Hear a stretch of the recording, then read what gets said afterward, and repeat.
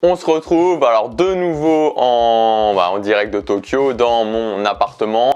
Alors je vous avoue que ce matin il faisait un petit peu froid, il faisait même très froid, alors j'ai préféré tourner ça tranquillement ici. Admettons que vous vouliez commencer une nouvelle activité, donc admettons que vous vouliez, je sais pas, apprendre un instrument de musique, que vous vouliez maîtriser une nouvelle langue, que vous vouliez vous mettre au sport, que vous vouliez faire des vidéos sur YouTube, lancer un blog, bon bref, une nouvelle activité, peu importe, quelque chose que vous avez jamais fait.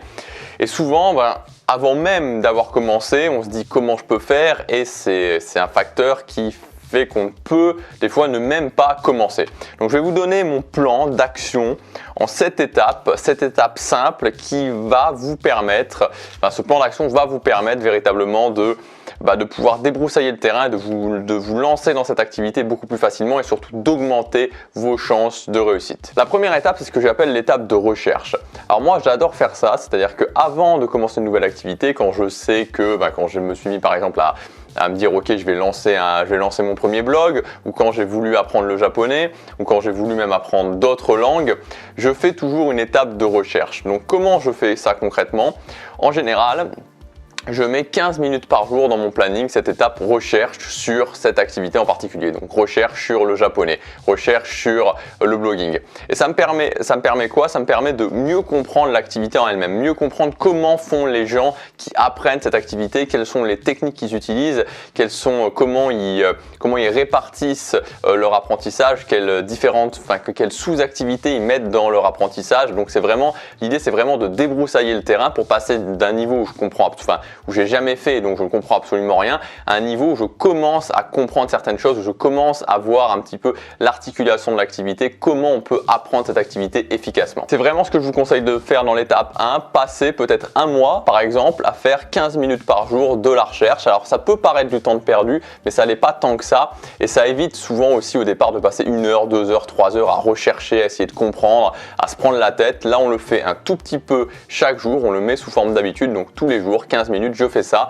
et au bout d'un mois, 15 minutes plus 15 minutes plus 15 minutes fois 30, ça fait pas mal de temps de recherche. La deuxième étape, c'est de savoir où est-ce que je veux en venir précisément. Qu'est-ce que vous voulez précisément par rapport à cette activité? Quel est votre objectif précis? Quel est votre but précis?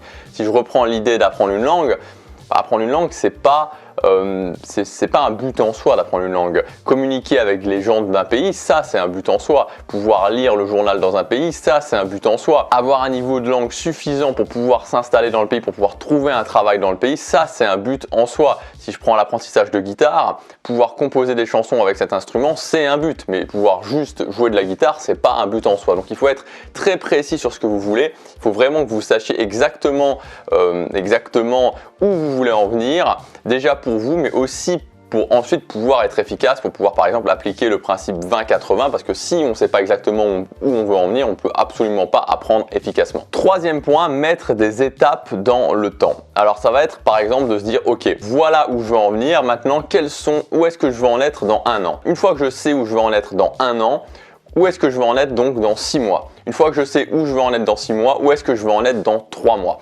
Alors ça ne doit pas être extrêmement précis, c'est-à-dire que c'est pas figé dans le marbre, vraiment c'est pas complète, ça ne peut pas ne pas changer parce que forcément vous débutez donc vous pouvez pas savoir quelle est votre capacité d'apprentissage, mais ça permet quand même de mettre des checkpoints. Vous pouvez aussi demander à d'autres personnes qui ont déjà fait cette démarche d'apprentissage pour savoir au bout d'1 an où est-ce qu'ils en étaient exactement, et l'idée c'est d'arriver justement à cette première étape, l'étape qui est à 3 mois, parce que 3 mois c'est quelque chose sur lequel on peut vraiment se concentrer, c'est quelque chose sur lequel on a vraiment, c'est pas trop loin, c'est pas trop proche, ça nous permet de travailler. 90 jours, ça nous permet de travailler suffisamment. En 90 jours, on peut faire beaucoup de choses et en même temps, c'est pas trop loin dans le sens où on peut se projeter. Aujourd'hui, on est début novembre, donc début novembre, 90 jours, ça nous fait du fin janvier. Fin janvier, c'est quelque chose sur lequel on peut se projeter facilement. On peut s'imaginer être fin janvier. Ça permet justement de ne pas avoir quelque chose de trop loin parce que si on se dit 1 an, 1 an c'est trop long quoi. 1 an, début novembre 2017, c'est quelque chose, c'est beaucoup trop long pour pouvoir se projeter, pour pouvoir s'imaginer, donc pour pouvoir travailler efficacement au quotidien. Quatrième point, comment sera ma vie quand j'aurai réussi? Comment sera votre vie quand vous aurez réussi cette activité? Là c'est important vraiment de faire ça, donc de réunir un maximum d'éléments matériels. Alors ça peut être des images, vous pouvez vous faire ce qui est une sorte de mini vision board de cette activité, c'est-à-dire le jour où j'aurai réussi cette activité là, à quoi ressemblera ma vie? Et vous faites un petit vision board. Alors ça peut être des images, ça peut être des citations, ça peut être simplement vous qui vous écrivez une lettre à vous-même, ou alors une lettre où vous imaginez comment sera votre vie à ce moment-là. Et ensuite vous l'accrochez quelque part et vous pouvez tous les matins ou tous les jours avant de commencer cette activité relire ça, revisionner ces images. Ça va vraiment vous inspirer, ça va vous rappeler pourquoi vous faites ça, à quel point c'est important et pourquoi vous avez décidé de commencer l'activité et pourquoi vous vous battez au quotidien justement. Cinquième étape, faire de la place dans votre planning. Donc ça va être de dire ok, combien de temps je veux faire de cette activité, et en fonction de ça, voir est-ce que j'ai de la place dans mon planning, est-ce que je dois enlever certaines choses, est-ce que je dois réajuster mon planning, est-ce que je dois me lever plus tôt, me coucher plus tard, est-ce que je dois réorganiser les choses. Donc ça, c'est à vous de voir en fonction de votre planning, mais pour qu'il y ait de la place suffisante dans votre planning pour que vous puissiez faire votre activité tous les jours sereinement. Sixième étape, ça va être de mettre en place une habitude, donc mettre en place l'habitude de travailler tous les jours, ou en tout cas plusieurs fois par semaine. Donc là, je reviens pas dessus, on a déjà beaucoup parlé des habitudes. C'est-à-dire le faire progressivement, une habitude à la fois, utiliser la méthode DRR, etc., etc., etc. Septième étape, ça va être d'ajuster. Alors pour ajuster, ça veut dire quoi? Ça veut dire quoi finalement ajuster? Ça veut dire modifier votre système. C'est-à-dire qu'au départ, vous allez poser les bases du système, et puis à certains moments, vous allez devoir ajuster parce qu'il y a ça qui fonctionne bien et vous allez devoir augmenter cette chose-là, ou ça qui fonctionne moins bien et vous allez vouloir diminuer cette chose-là. Dans tous les cas, il ne faut pas ajuster trop souvent. C'est-à-dire qu'il ne faut pas se dire toutes les semaines, je vais essayer d'ajuster, ou tous les mois, je vais essayer d'ajuster. Je vous conseille de le faire tous les 60 jours ou tous les 90 jours, suivant quand est votre prochaine étape. Parce qu'il faut aussi savoir laisser du temps au temps. C'est-à-dire que quand on commence à travailler, souvent on peut se dire j'ai pas de résultat, j'y arrive pas, mais c'est pas vrai, vous y arrivez, c'est simplement qu'il faut laisser du temps au temps.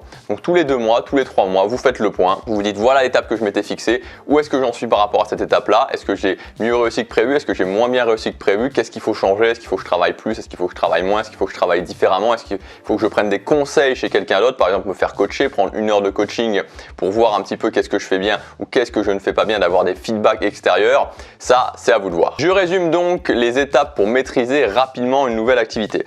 Première étape, l'étape de recherche. Deuxième étape, l'étape de savoir exactement où est-ce que vous voulez en venir.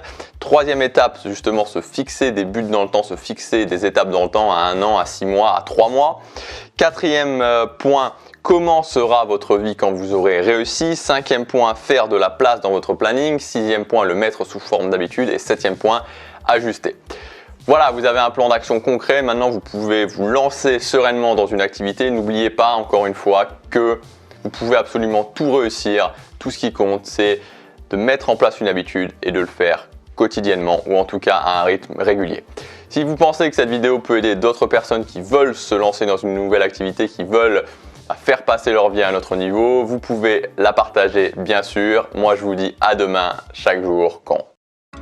Alors pour tout vous dire, aujourd'hui j'avais pas du tout prévu de tourner cette vidéo, j'avais pas du tout non plus prévu de tourner cette vidéo ici, donc dans l'appartement à Shinjuku. Je voulais aller dehors, mais il pleut des cordes, donc c'était compliqué. Donc cette vidéo se fera ici et c'est pas le sujet prévu à la base. Mais je vous ai quand même préparé un bon sujet, enfin quelque chose qui va être assez sympa. C'est 5 citations, vraiment 5 citations qui me permettent de retrouver de l'énergie au quotidien, qui me permettent de retrouver de l'inspiration